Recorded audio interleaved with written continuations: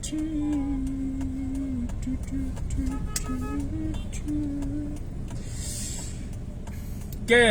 tips nyari jurnal buat teman-teman yang lagi penelitian atau mau penelitian atau masih lagi riset lah pokoknya ya. Tips nyari jurnal sebenarnya gini, jurnal itu apa? Jurnal itu adalah buku kalau mau dibilang secara ini ya, secara umum. Jurnal itu buku, di dalam buku tersebut tuh ada artikel-artikel ilmiahnya atau apa tuh namanya, karya tulis ilmiah gitu, atau yang biasa disebut dengan paper. Kalau gue pribadi lebih senang bilangnya paper daripada KTI atau karya tulis ilmiah. Kenapa? Karena kalau KTI orang tuh jarang, masih ini ya, masih asing gitu di telinganya. Kalau kita bilang paper tuh orang udah banyak yang ngerti lah kalau paper itu berarti karya tulis ilmiah gitu. Nah, si jurnal itu adalah buku yang berisi di dalam yang di dalamnya berisi artikel-artikel ilmiah dari banyak peneliti gitu. Jadi jurnal itu bukan artikel ilmiahnya sebenarnya, tapi satu bundel buku yang di dalamnya banyak artikel ilmiahnya, begitu ya. Itu namanya jurnal. Nah, jurnal ini biasanya terbit dalam 1 tahun itu 2 kali, semester ganjil dan semester genap.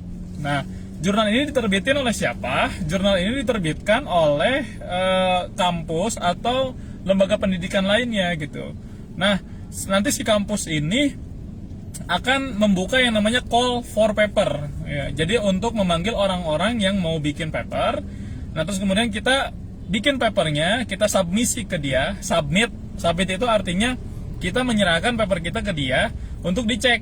Nah, nanti dari kampus itu yang mau menerbitkan jurnalnya, publisher jurnalnya, itu mereka ada yang disebut dengan namanya tim peer review. Nah, peer review itu adalah orang-orang yang ngecek si paper kita ini sudah layak atau belum terbit di jurnal tadi gitu.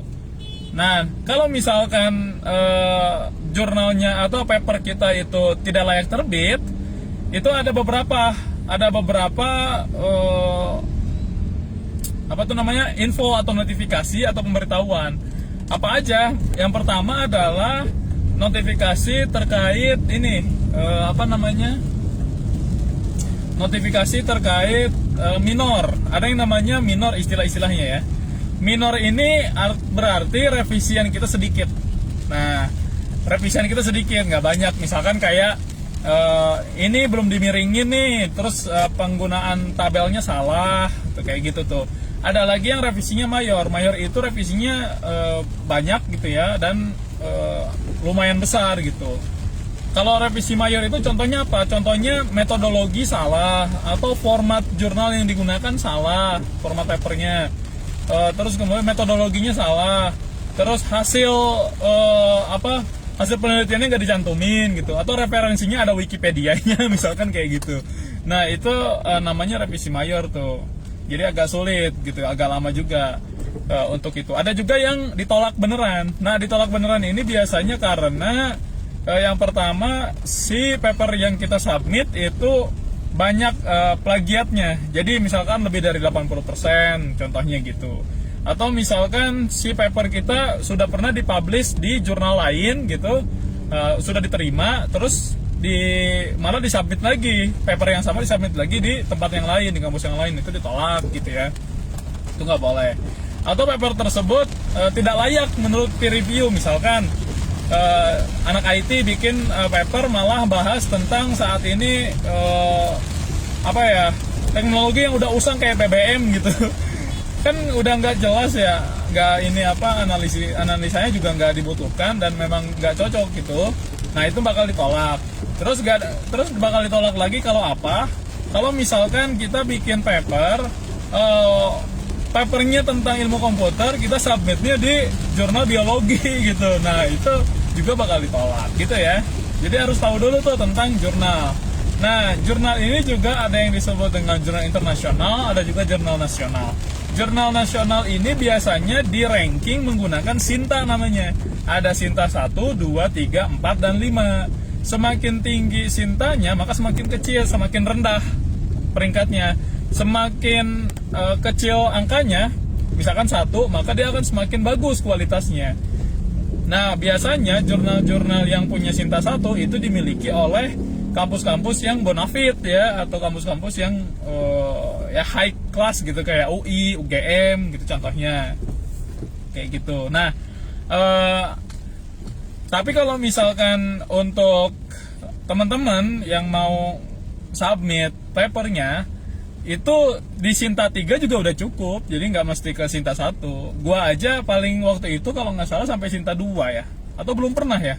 Gue biasanya kalau ngambil paper itu Sintanya Sinta 3 biasanya, Sinta 3, karena memang nggak terlalu sulit juga, dan lumayan lah, nggak ini juga, lebih enak lah gitu, di tengah-tengah lah kalau Sinta 3 tuh. Jadi nggak susah-susah banget nyari temanya, dan nggak jelek-jelek banget Sintanya gitu. Kalau misalkan 4 dan 5 itu biasanya ya agak di bawah, dan lolosnya agak cepat gitu. Kalau Sinta 5, Sinta 4 tuh lolosnya agak cepat.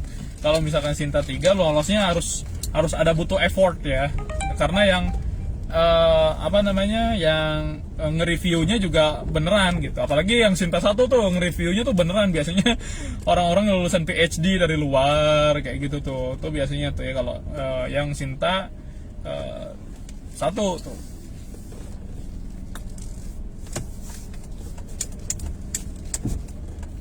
Itu ya biasanya yang Sinta 1 tuh contohnya kayak gitu. Terus mana lagi ya? Nah, terus gimana caranya untuk ngecek itu kampus ada jurnalnya apa enggak? Tinggal ketik aja nama kampusnya di sinta.com. Sinta.com kalau nggak salah ya. Pokoknya ketik aja Sinta, portal Sinta itu ketik aja di Google. Nanti akan muncul portal Sinta paling atas biasanya kalau di Google ya. Kalau di Google paling atas itu nanti akan muncul, klik aja Sintanya, terus kemudian ketik tuh nama kampusnya. Nah, nama kampusnya nanti kelihatan si kampus tersebut itu punya jurnal apa aja. Nah, biasanya dalam satu kampus itu jurnalnya nggak satu, biasanya ada 2, 3, 4 gitu ya. Nah, dan setiap jurnal tersebut yang di yang di publish oleh kampus tadi itu beda-beda. Misalkan ada jurnal A di kampus ini, dia Sintanya 3. Nah, jurnal B di kampus yang sama itu Sintanya kadang 4 atau 5 gitu, atau kadang 1 gitu, tuh beda-beda gitu ya. Nah, itu contohnya. Atau ada juga kayak kampus itu dia punya beberapa prodi. Misalkan yang pertama ada prodi IT, terus kemudian ada prodi bahasa. Nah, nanti dia jurnalnya beda tuh, jurnal tentang ilmu komputer dan tentang ilmu bahasa, itu contohnya. Atau nanti ada juga jurnal tentang FISIP ya, ilmu sosial, ilmu politik, itu nanti ada lagi. Itu begitu ya, itu beda-beda. Nah, itu tentang jurnal. Jadi harus pahami dulu apa itu jurnal dan apa bedanya dengan paper ya. Jadi jurnal itu adalah kumpulan paper sebenarnya. Jadi kalau misalkan dibilang lu udah pernah bikin jurnal belum? Ya belum, karena jurnal itu satu bundel gitu. Kalau misalkan ditanya bikin paper ya baru itu benar ya. Itu contohnya kayak gitu. Terus kalau mau nyari referensi paper tuh yang pertama kita bisa langsung lewat Google Scholar. Cuman kalau pakai Google Scholar kita itu nanti riskan si paper ini layak atau tidak untuk dijadikan referensi. Itu yang pertama. Jadi kalau Google Scholar itu adalah kumpulan dari berbagai paper, baik itu yang bagus maupun yang jelek, itu ada semua di Google Scholar, gitu ya. Nah, makanya untuk kalau misalnya kita mau pakai paper dari Google Scholar, kita harus seleksi lagi tuh. Nah, itu akan membutuhkan waktu yang lama, gitu ya. Makanya gue nggak pernah tuh kalau nyari paper di Google Scholar tuh nggak pernah. Nah, cara nyarinya kalau misalkan Google si paper tersebut untuk dapat bagus atau enggaknya, yang pertama si paper itu kita bisa cari di jurnal kampusnya langsung. Dengan cara apa nyarinya? Dengan cara kita masuk ke dalam jurnal kampusnya. Kalau kita nggak tahu si kampus itu punya jurnal atau enggak, kita tinggal langsung masuk ke Sinta, terus kemudian kita cek nama kampusnya, kemudian di kampus itu ada jurnal apa aja. Nah, kita tinggal klik aja nanti masuk tuh ke jurnal kampusnya. Nah, kita cari tuh apa yang mau itu. Kalau misalkan di IPB itu ada namanya repository, biasanya kayak gitu tuh. Nah, biasanya kalau kampus-kampus itu ada yang namanya repository di kampusnya. Repository itu ada tempat-tempat untuk nyimpen jurnal, biasanya paper gitu ya, tempat nyimpen paper. Nah, jadi sebelum kita download paper-paper yang mau kita jadiin referensi, pertama adalah kita harus mengecek dulu keabsahan si paper tersebut. Jadi nggak boleh tuh main sembarangan kita jadiin si paper tadi sebagai referensi, nggak boleh kayak gitu. Kenapa? Ya karena kan kita juga belum tahu kalau si paper itu apakah dia bona fide atau baik dijadikan referensi atau tidak gitu. Sehingga kita harus cek dulu, misalkan dia sudah terdaftar di jurnal nasional atau tidak. Banyak juga paper yang tidak terdaftar di jurnal nasional atau dia tidak memiliki ISSN. Contohnya apa? Contohnya paper yang masuk ke dalam ResearchGate. Coba cari nanti researchgate.com. Itu nanti kalau teman-teman ada yang mau ngetikin, tolong di komentar, tolong ketik ya, researchgate.com. Gue lagi sambil makan es krim. Udah lumayan cair. Nah, researchgate.com itu kalau kita mau publish paper di situ, kita nggak butuh yang namanya peer review. Jadi asal submit, itu bisa tuh langsung di ACC sama dia kalau di ResearchGate gitu. Sehingga di dalam ResearchGate itu kita nggak tahu tuh apakah si paper tersebut itu apakah si paper tadi itu punya kualitas yang baik atau yang buruk, kita nggak tahu kalau dalam ResearchGate. Karena ResearchGate, makasih ya Mas Fiskal, karena dalam researchgate.com itu dia papernya asal submit, baik yang bagus ataupun yang jelek. Itu dalam ResearchGate tuh begitu. Jadi gue juga jarang tuh ngambil dari ResearchGate. Nah, terus cara nyarinya dari mana? Cara nyarinya adalah kita bisa, kalau yang nasional tadi ya, masuk ke Sinta, kemudian cek jurnal-jurnal kampusnya, masuk ke repositori jurnal-jurnal tadi, terus kita cari topik-topik yang berkenaan dengan yang kita sedang teliti gitu, atau yang sedang jadi bahan penelitian kita. Itu contohnya gitu. Nah, yang kedua kalau kita mau nyari, makanya nanti kalau mau bikin referensi untuk paper orang lain, referensinya adalah kita cari paper-paper yang memang berkualitas. Itu yang pertama. Jadi kita tuh nggak butuh nanti pada saat nanti bikin skripsi, terus bikin penelitian, bikin makalah segala macam, kita tuh nggak butuh yang namanya Wikipedia, gitu. Kita nggak butuh yang namanya blogspot.com, kita nggak butuh namanya artikel-artikel dari media mainstream. Karena media mainstream itu kayak misalkan dari CNN, Tirto, Kumparan, itu nilai referensinya itu paling rendah kalau misalkan di dalam dunia akademisi. Karena apa? Karena kalau itu kan tipikalnya berita jurnalistik yang tidak menggunakan metodologi ilmiah, kayak misalkan tidak ada pembuktian secara empirisnya gitu. Karena kan dia hanya memberikan informasi aja gitu. Nah, makanya kita butuh yang namanya referensi-referensi yang berkaitan menggunakan paper gitu ya. Kalau kita mau bikin referensi, bahkan dalam pengertian pun kita harus pakai paper atau pakai buku. Kalau misalkan definisi, lebih baik pakai buku atau e-book ya. Kalau misalkan kayak metodologi atau penyebutan pernyataan itu bisa menggunakan paper orang lain gitu. Nah, sehingga kita tuh nggak butuh tuh kayak media mainstream, terus kemudian kita nggak butuh Wikipedia gitu. Terus kalau misalkan kepentok nih, di paper nggak ada, ternyata ada di Wikipedia. Gimana? Apakah kita boleh ngambil dari Wikipedia? Boleh ngambil dari Wikipedia. Di dalam Wikipedia, misalkan ada pernyataan bla bla bla. Terus kan dia ada angkanya kan, 1. Nah, angka 1 itu diklik, nanti di bawahnya ada daftar pustaka tuh, ada referensinya. Itu yang dijadikan referensinya, jangan dijadikan Wikipedia sebagai referensinya. Tapi kita klik pernyataan tersebut, itu nanti ke bawah kan. Nah, di bawah itu ada referensinya, kita klik referensinya, kita dibawa ke sumber aslinya dari pernyataan tadi. Nah, sehingga kita langsung bisa cek dari sana, kita ambil sumber aslinya sebagai referensi, jangan Wikipedianya. Itu begitu kalau cara ngambil dari Wikipedia gitu ya. Mantap. Jadi cara ngambil dari Wikipedia tuh begitu. Jangan Wikipedianya yang diambil, tapi ambillah ambillah sumber langsung dari sumber aslinya gitu yang ada di referensi Wikipedia. Tuh. Kalau misalkan kita dapatnya jurnal internasional, gimana cara nyarinya? Cara nyari jurnal internasional itu adalah yang pertama kita bisa menggunakan yang namanya software Publish and Perish. Nah, nanti silakan dicek, ketik Publish or Perish.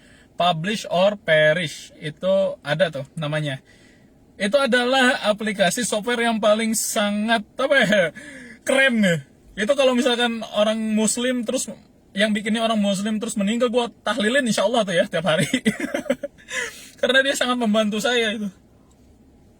Namanya Publish or Perish. Itu cari itu ya, Publish or Perish.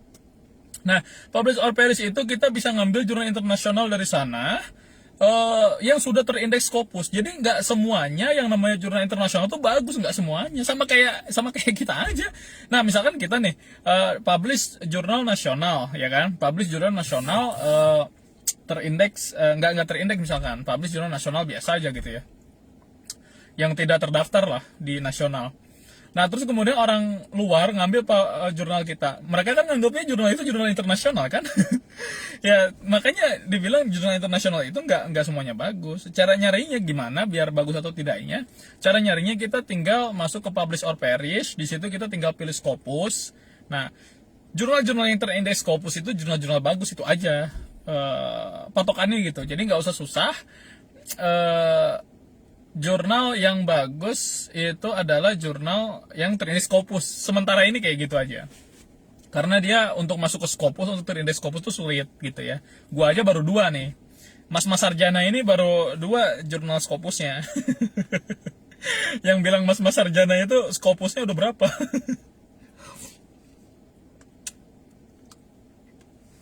Kayak gitu ya. Nah, jadi untuk ngambil jurnal ilmiah yang skalanya internasional, kita ambil aja yang Scopus.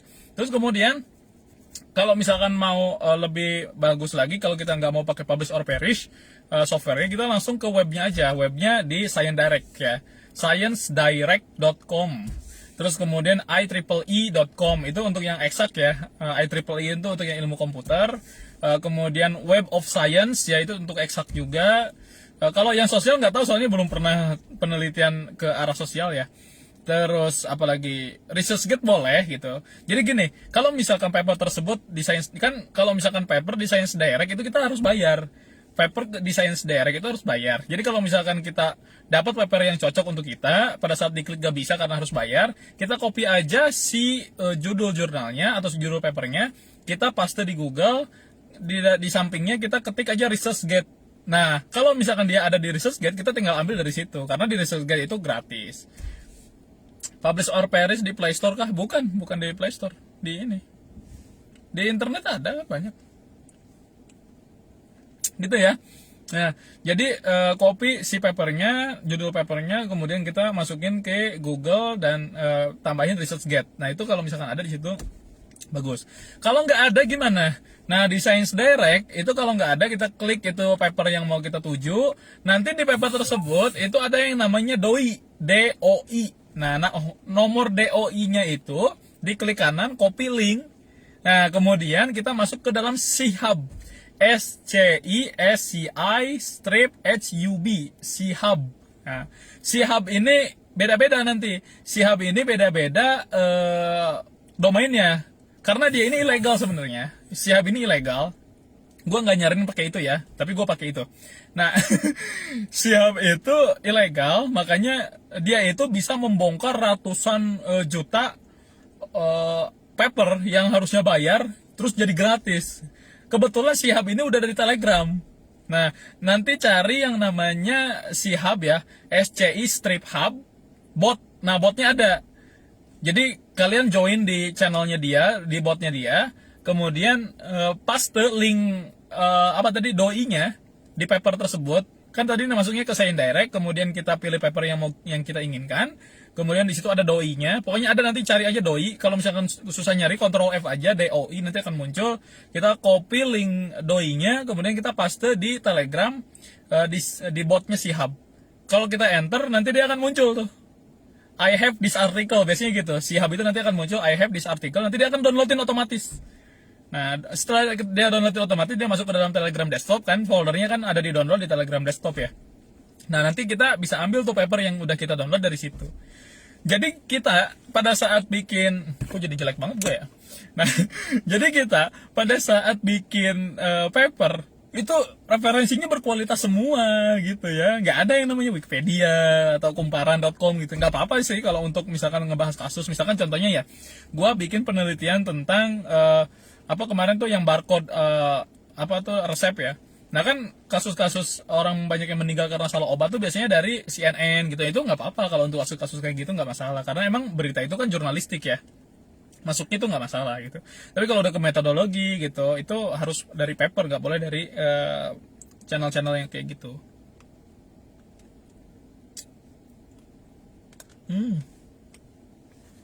enak. Sundae McD emang enak nih. Amazing. Itu begitu ya. Jadi referensi-referensi kita tuh bagus-bagus. Kalau skripsi pakai referensinya dari jurnal internasional semua, Anda itu udah pasti A itu.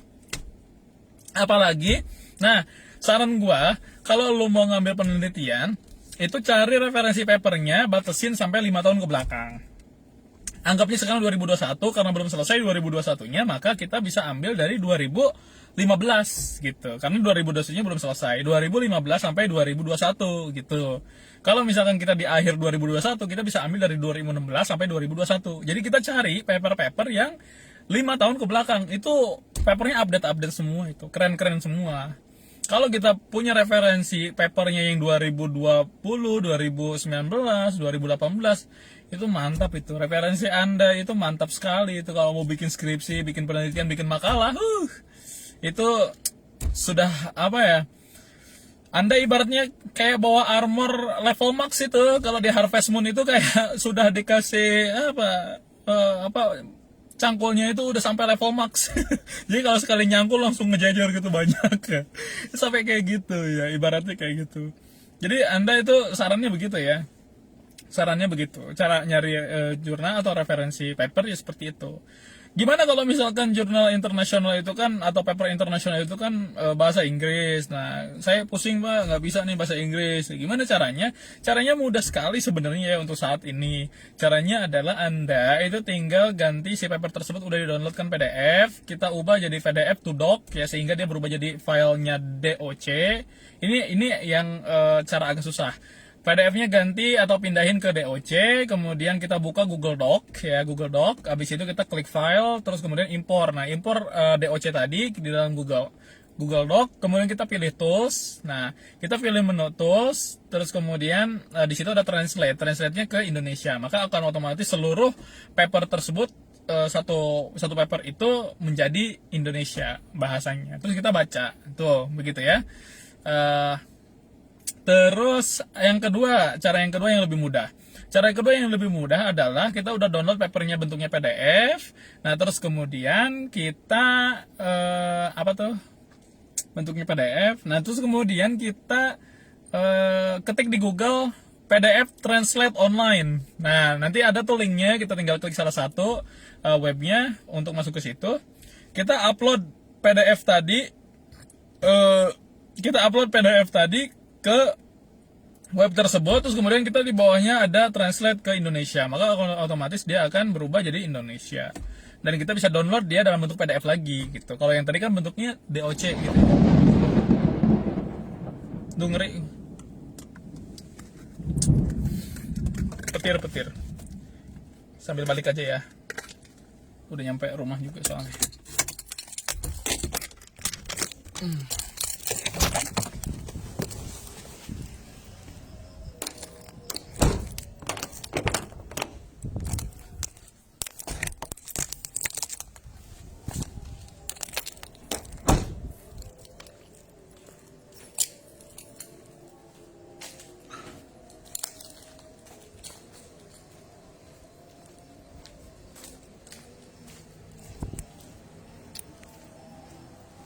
Sebentar ya.